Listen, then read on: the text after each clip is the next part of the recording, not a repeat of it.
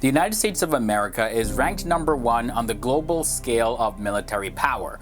Despite being perhaps the most influential nation on the planet, the US has its fair share of enemies and challenges to face on the world scale.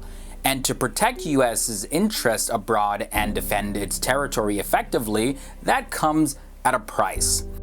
Thank you guys for joining me on another episode of FTD Facts. I'm Leroy Kenton, and I'm going to share with you an overview of the power that the United States' military has, as well as some of the challenges that it faces and some of the advantages. Now, before I continue, don't forget guys to give this video a thumbs up, and of course, if you are new to this channel, subscribe. It's free to be notified of future videos. As well as leave your comments down below about your thoughts on the United States. So let's get into this now. So the United States' armed force, with its headquarters at the Pentagon located in Arlington, Virginia, is made up of the United States Army, the United States Air Force, the United States Navy, the United States Marine Corps, and the United States Coast Guards.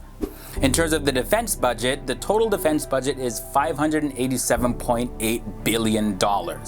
Although the USA does have the most powerful military in the world, yet when they already spend about $1.6 billion per day on their military, the question still is asked, is the military big enough? You see, in the past, the United States has increased military spending, but mainly to complete particular missions. For example, Jimmy Carter expanded the military operations in the Persian Gulf.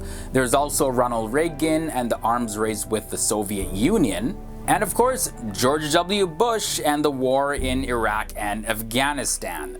So the United States having a higher military expenditure than any other country is also due to its foreign policy goals, not just defending the borders, but also upholding international order, as well as promoting America's interest in other countries. Now, the first aspect of the military I want to examine is the total manpower. America's population sits at 323 million, close to 324 million, and the manpower available is 145,215,000. The total military personnel is 2,363,675. Active personnel sits at 1.3 million, and the reserve personnel sits at a little under a million at 990,025. The Army strength now, we gotta look at first the combat tanks. That number is at 5,884. In terms of armored fighting vehicles, that's at 41,062. When we look at the self-propelled artillery that the American military has, that's at 1,934. The towed artillery sits at 1,299, and rocket projectors are at 1,331. Now, one thing to note though is that America's equipment that has been used in Afghanistan as well as Iraq, the Army has taken a reset initiative. So the American Army is currently undertaking several modernizations in terms of improving its ground combat vehicles as well. And that's one thing about America's military. Some of the equipment is just a little old school. But we move from the land up to the air now. So the largest air force in the world is the United States Air Force. Of course, when we look at the fighter aircrafts, there's 2,296 of them. In terms of attack aircraft, there's 2,785. The transport aircraft number sits at 5,739, and trainer aircrafts are at 2,831. In terms of America's total helicopter strength, that number is at 6,065. Attack helicopters, well, that rests at 947. So that was a look at the biggest air force in the world. Now let's take a look at America's Navy strength. The US Navy is the largest Navy in the world by tonnage, and the aircraft carriers that America has is 19. America has 8 frigates as well as 63 destroyers. Corvettes, well, that number sits at 0, and the total submarines are at 70. When we look at patrol crafts, that number is at 13. And America has 11 mine warfare vessels. And moving on now, dealing with the logistics of the United States, moving soldiers and machinery from one point to another, of course, that needs to be done when it comes to wartime. So America's labor force sits at 158,600,000, and the merchant marine strength of the United States is 393. When you look at the total number of major ports and terminals that the United States has, that number sits at 24. Traveling by road now, the total roadway coverage for America is 6,586,610 kilometers.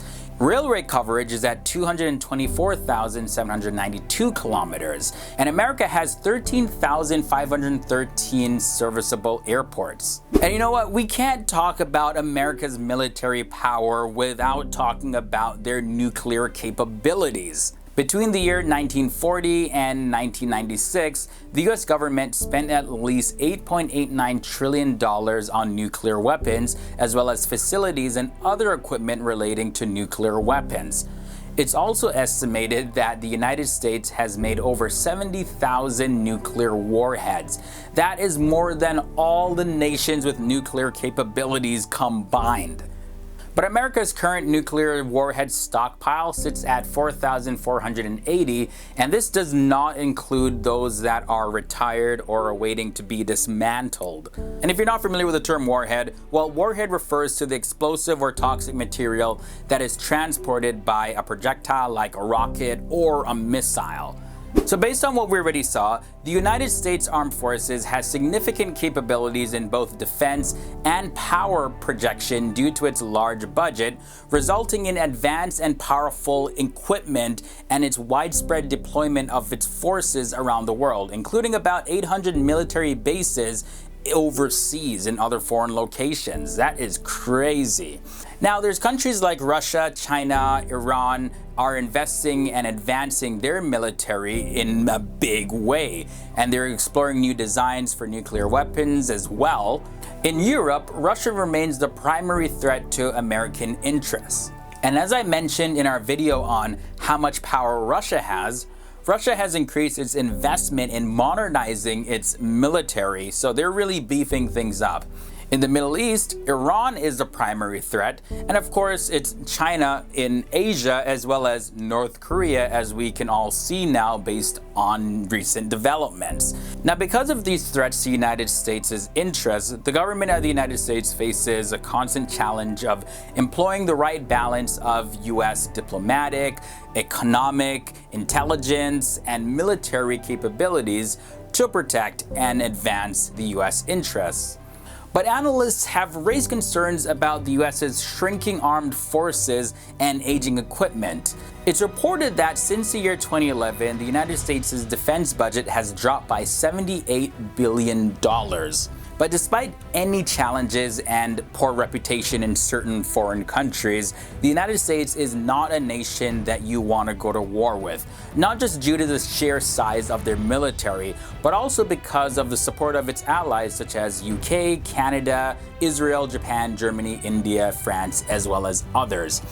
The impact and power of the United States can also be seen outside of any military action that they may have, with the increasing westernization of the rest of the world, which is largely due to American influence. But we'll save that for another video.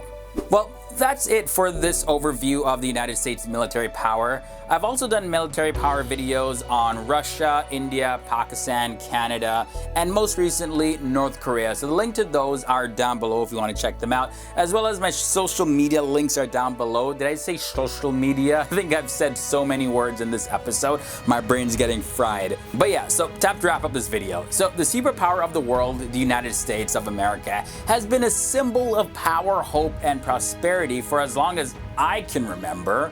Although not a perfect nation, the government and people of America continue to do whatever possible to make their country the epitome of what's possible in the world.